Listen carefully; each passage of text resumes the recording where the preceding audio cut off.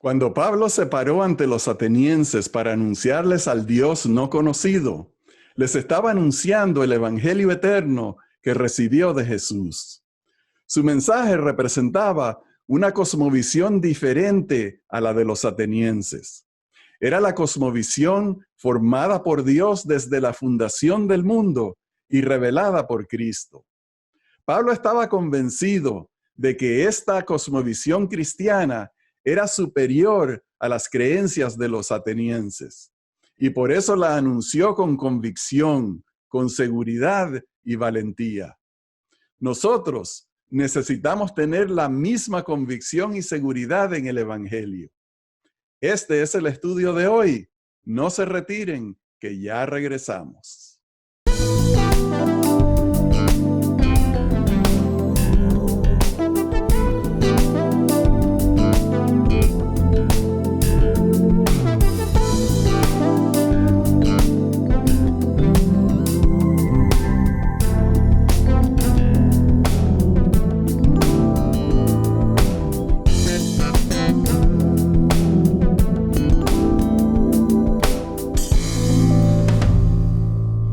Hola, apreciados hermanos, bienvenidos a Perspectiva Bíblica.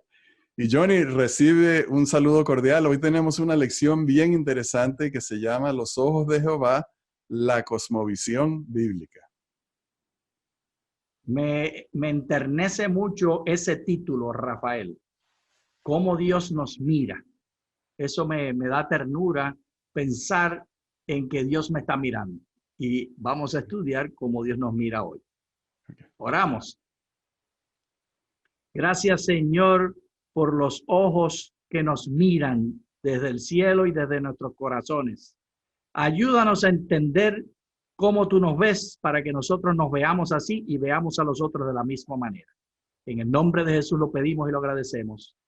Amén. Amén. Johnny, vamos a comenzar el estudio de hoy definiendo lo que es esta palabra que no la utilizamos muy a menudo, esa palabra cosmovisión. Cosmovisión es la manera de ver e interpretar el mundo. Se trata del conjunto de creencias que permiten analizar y reconocer la realidad a partir de la propia existencia. Puede hablarse de la cosmovisión de una persona, una cultura, una época, etc. Es importante tener en cuenta que una cosmovisión es integral, es decir, abarca aspectos de todos los ámbitos de la vida. La religión, la moral, la filosofía y la política forman parte de una cosmovisión. Qué buena definición, Rafael, que nos ayuda a entender que la cosmovisión no es simplemente las opiniones que tenemos sobre un tema, sino que es la manera de ver todos los temas de nuestra vida, todo lo que nos rodea como realidad. Y esa cosmovisión va a tener características que son exclusivas y persistentes en un grupo de personas, en una geografía específica, en una situación histórica específica. Por ejemplo, yo pertenezco a la generación de los años 50 y 60 de Puerto Rico, y en mi grupo, en mi crianza, pues los que salimos de allí tenemos una cosmovisión común. De hecho, hasta el día de hoy compartimos en Facebook y estamos en continua comunicación porque nos entendemos unos a otros como otros no nos entienden. Sí, bueno, Johnny, y son esas experiencias que vivieron juntos, las cosas que llegaron a entender juntos. A mí me gusta ese aspecto de lo que dice aquí, que abarca aspectos de todos los ámbitos de la vida. Y es que en cada parte de la cosmovisión, nuestra mente trata de lograr balance, lograr coherencia, porque no puede haber una cosa, por ejemplo, que nosotros veamos por un lado que los animales son buenos para comer y por el otro lado veamos que los animales son horribles. No, siempre tiene que haber una coherencia, siempre tiene que haber una explicación que nos ayuda a entender todo en la vida. Y entonces, eso que tú mencionaste de los puertorriqueños, obviamente todos lo hemos vivido, es decir, todos tenemos nuestra cosmovisión. Y vamos a ver 4 grupos para hablar un poquito acerca de cómo es la cosmovisión y especular realmente, porque nosotros no pertenecemos a ninguno de estos 4 grupos. Vamos a ver el primero. Ahí vemos a un grupo de monjes budistas. ¿Qué crees tú? ¿Cómo es la cosmovisión de estas personas en breves segundos? Rafael, si ellos digamos que son de Bután, en Bután tenemos unas características únicas.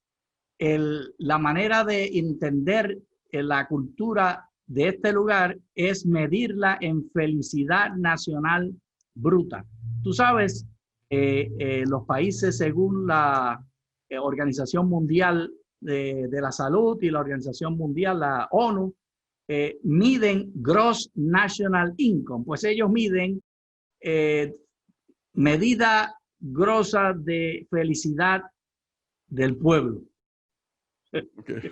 Más contradictorio que lo que nosotros estamos midiendo cuántos trajes tenemos, cuántos carros tenemos, cuántas lavadoras. Ellos están midiendo cuán felices se sienten las personas. Mira tú qué diferencia tan grande en cosmovisión. Bueno, entonces tenemos a otro grupo que son los tripulantes de un barco crucero. Yo no sé si tú has estado en crucero, yo sí, y he tenido ocasión de ver a estas personas.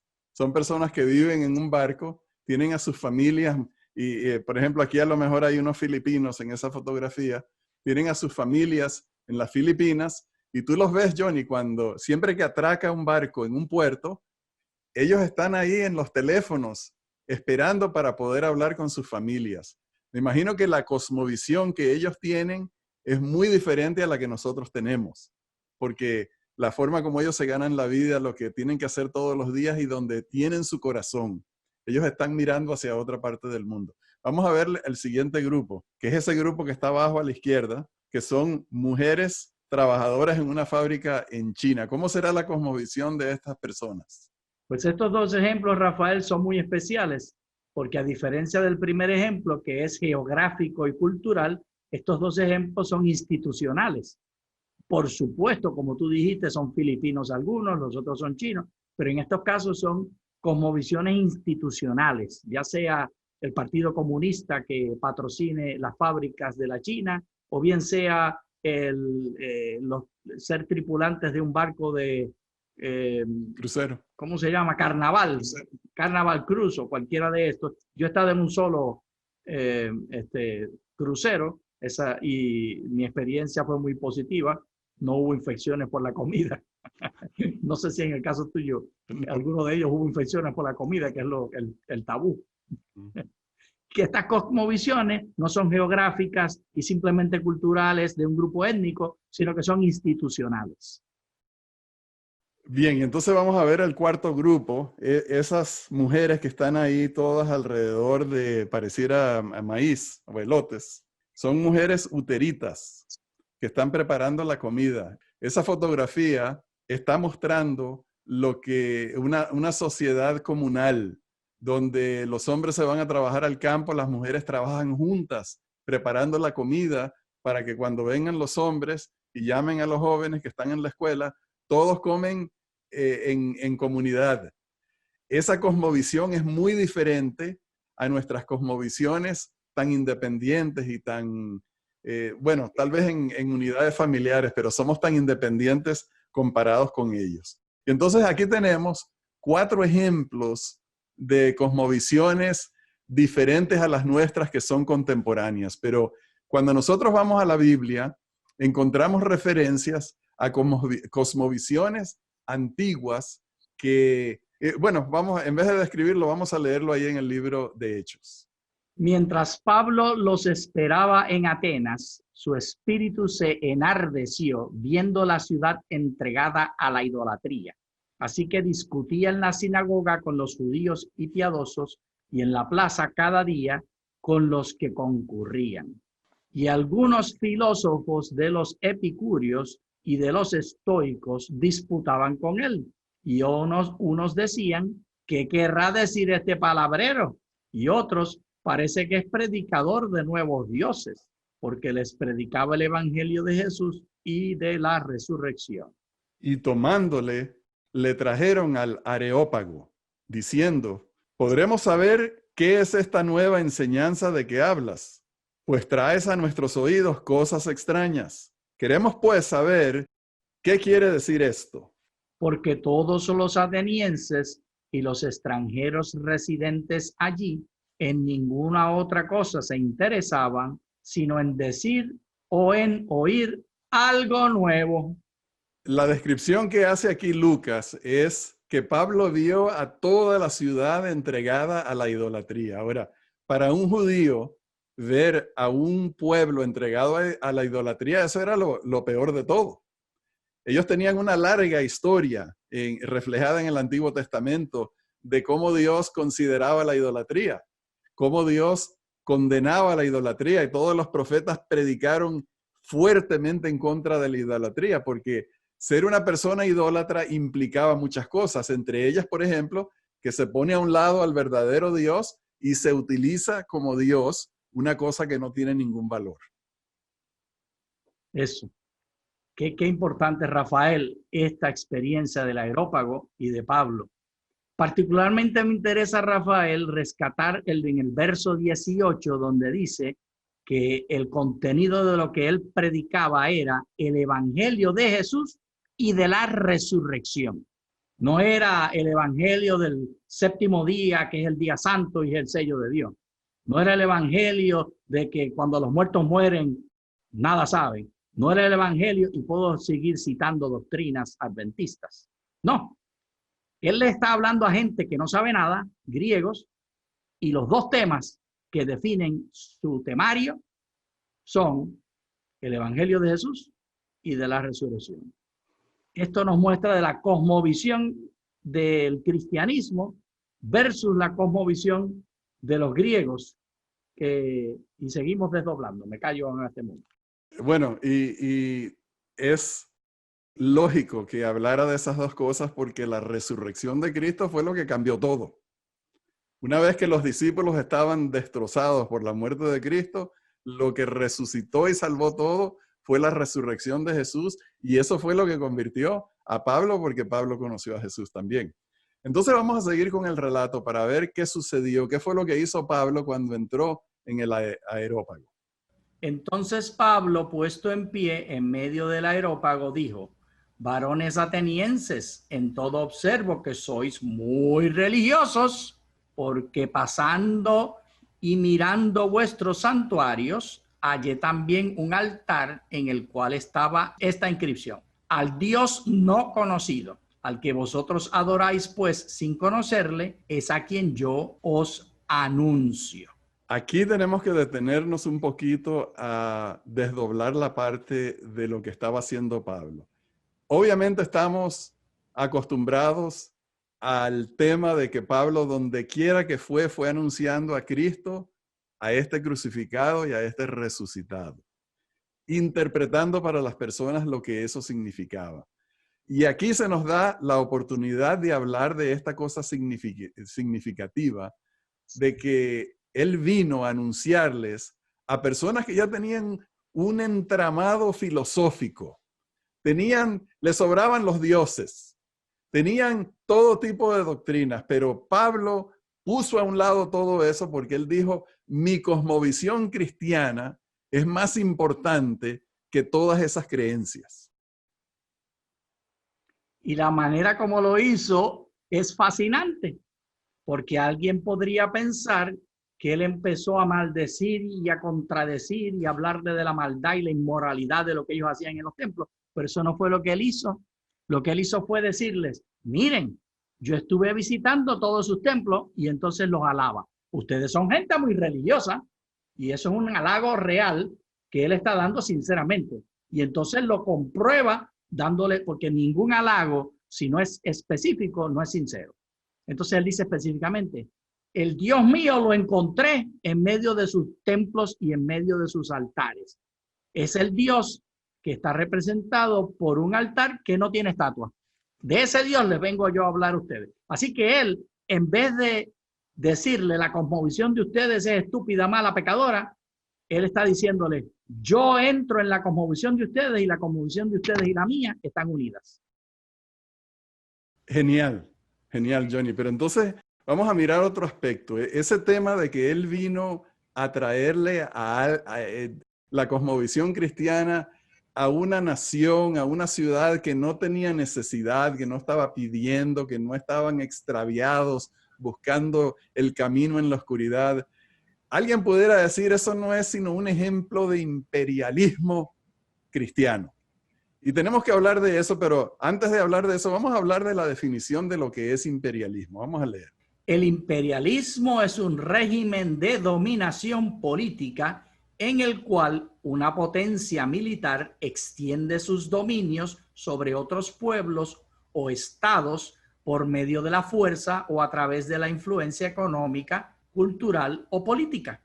En este sentido, como imperialismo también se puede designar la actitud y doctrina de quienes practican el imperialismo. La palabra como tal se forma con los vocablos imperial, que significa perteneciente o relativo al imperio, e ismo, prefijo para designar doctrinas o sistemas.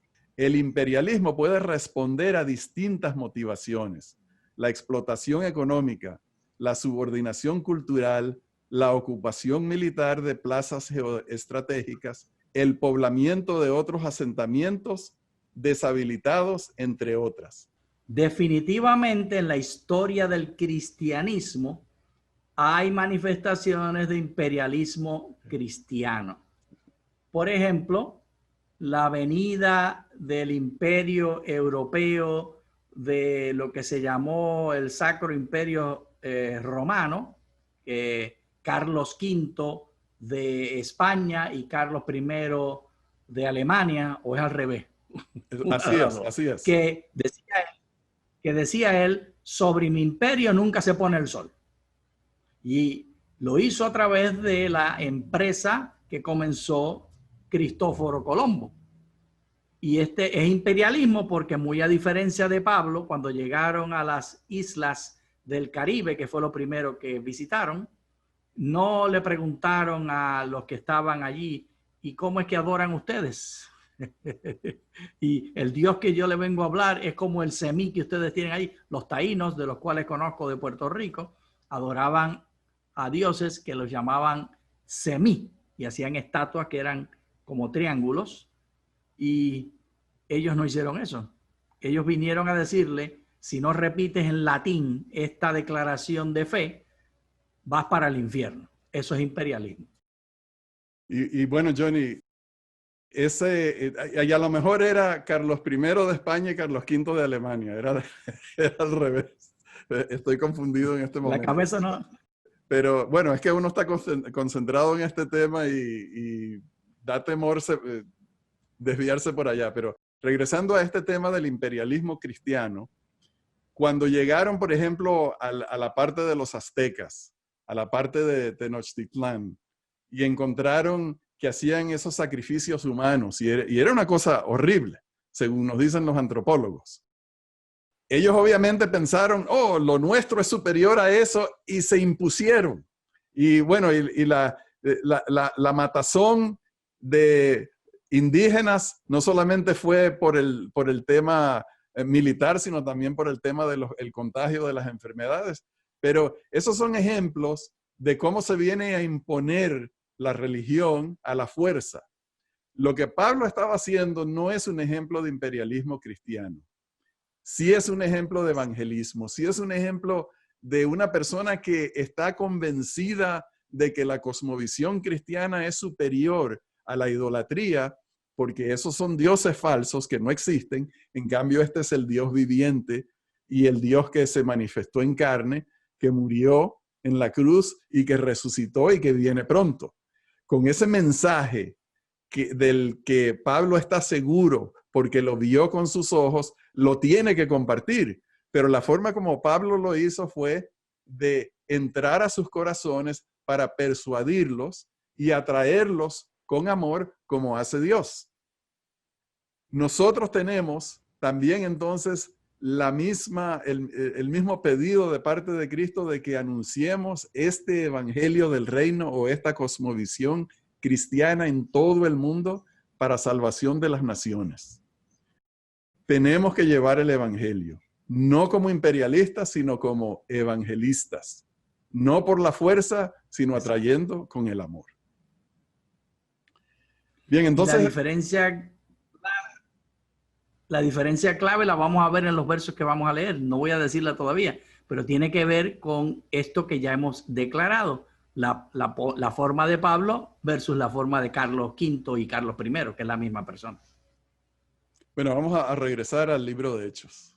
El Dios que hizo el mundo y todas las cosas que en él hay, siendo Señor del cielo y de la tierra, no habita en templos hechos por manos humanas, ni es honrado por manos de hombres, como si necesitase de algo, pues Él es quien da a todos vida y aliento y todas las cosas. Y de una sangre ha hecho todo el linaje de los hombres, para que habiten sobre la faz de la tierra, y les ha prefijado el orden de los tiempos y los límites de su habitación, para que busquen a Dios, si en alguna manera palpando puedan hallarle, aunque ciertamente no está lejos de cada uno de nosotros. Porque en Él vivimos y nos movemos y somos, como algunos de vuestros propios poetas también ha dicho, porque linaje suyo somos. Fascinante, Rafael, cómo la cosmovisión cristiana de Pablo, evangélica, de Jesús y de la resurrección, incluye a todos los humanos. Él se identifica como uno igual con ellos y le indica que el Dios que él le viene a predicar ya estaba con ellos. Ya ellos lo habían estado adorando sin nombre, porque ellos tenían una estatua al Dios desconocido. Y este Dios desconocido, él les explica que es el creador de todos los humanos. Él no viene a decirle, que es otra de las características del imperialismo, que rechaza, es continua descontinuidad. Todo lo que ustedes tienen es inmundo y no sirve, que fue lo que hicieron los españoles al venir a las Américas. Nada de lo que tenían los indígenas era digno de rescatarse. Mientras que Pablo dice, tanto se puede rescatar como la misma literatura de ustedes habla de este Dios y habla de esta doctrina, cuando él cita a su poeta, al poeta de ellos. Y no recuerdo si era Estoico o Epicurio, uno de esos dos era el autor de este poema. Son actitudes muy diferentes, Pablo, que Rafael. Pablo y Carlos tienen. Rafael sí, pero que Pablo y Rafael tienen. Amado Rafael.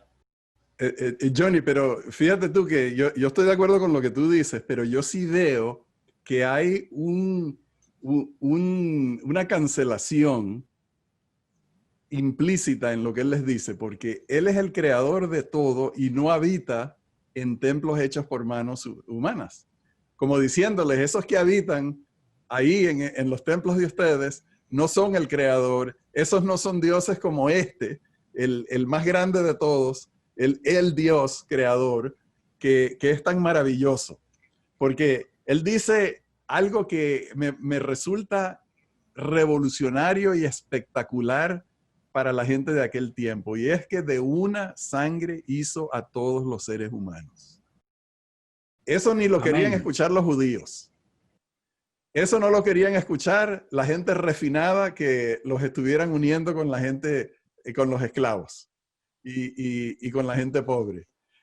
Él estaba introduciendo un tema en el que en esta cosmovisión cristiana todos venimos del mismo lugar y no es que estamos rebajados, sino que estamos exaltados porque somos linaje de Dios.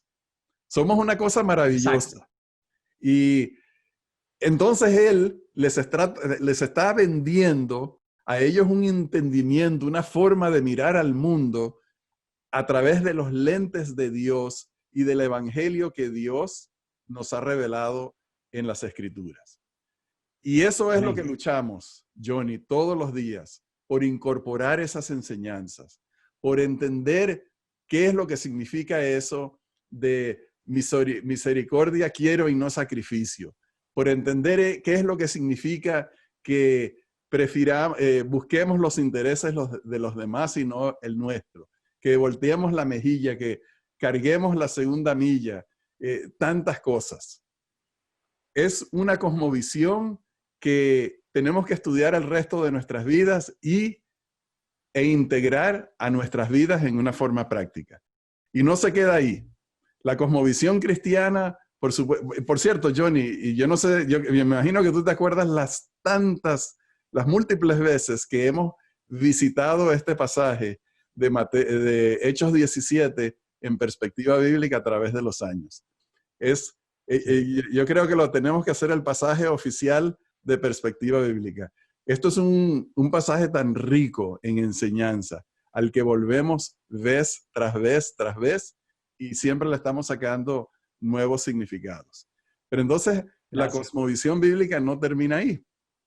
Tenemos que ir también a la parte de Mateo, donde Jesús nos explica otro aspecto de la cosmovisión bíblica. Así alumbre vuestra luz delante de los hombres, para que vean vuestras buenas obras y glorifiquen a vuestro Padre que está en los cielos.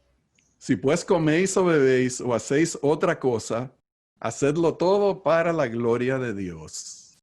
Es importantísimo, Rafael, resaltar que la cosmovisión de todo ser humano y de toda cultura y de todo grupo, no importa cómo la estemos definiendo, si institucionalmente o étnicamente o nacionalmente o políticamente, tienen como columna vertebral promover el grupo y tener la mejor calidad de vida posible.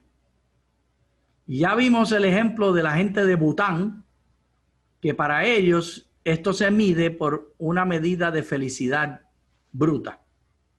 Pero el Evangelio nos dice cuál es la medida bruta que se debe usar. ¿Cuánto glorificamos a nuestro Padre?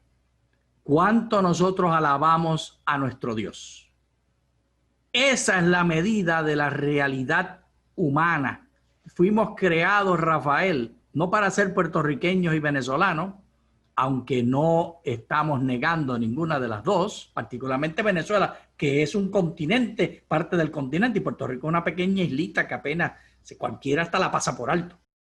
Pero no es para eso que nacimos, no importa que seamos cuán grandes seamos. Nacimos para estar en relación con Dios y alabar su nombre. Ese es el corazón y la manera de medir el éxito de cualquier grupo en la cosmovisión cristiana. Johnny, tenemos que tomar de este pasaje que debemos vivir nuestra vida de una manera que glorifique a Dios. Que los ángeles vean y digan, oh, lo que ha hecho Dios con este pecador caído. Mira cómo lo levantó y lo rescató. Y ahora vamos a ver nuestro último pasaje en Hechos capítulo 20. Yo soy Jehová tu Dios, que te saqué de la tierra de Egipto, de casa de servidumbre. No tendrás dioses ajenos delante de mí. Los seres humanos hemos sido creados para vivir en comunión con Dios, y ese proceso se llama adorar a Dios. A veces nos confundimos y pensamos que esto quiere decir una actividad que se hace un día a la semana en la casa de culto, pero no. Adorar a Dios es la manera de vivir, es la cosmovisión, es como definimos las relaciones, todo el tiempo estar consciente. Por eso dice la Biblia, orar sin cesar. En la cosmovisión cristiana, cada vez que tenemos un pensamiento, estamos procurando relacionarlo con las ideas de Dios. Y los ángeles que están con nosotros y el Espíritu Santo son seres que son vecinos y compañeros diarios de nuestro trabajo y de nuestro vivir. Esa es la cosmovisión que mide el adorar a Dios para tenerlo como el centro de nuestras vidas. Excelente, Johnny. Y bien, queridos hermanos, con este pensamiento en mente, llegamos ya al final de nuestro estudio de hoy. Les agradecemos por habernos acompañado y les deseamos muchas bendiciones de Dios. Muchas gracias.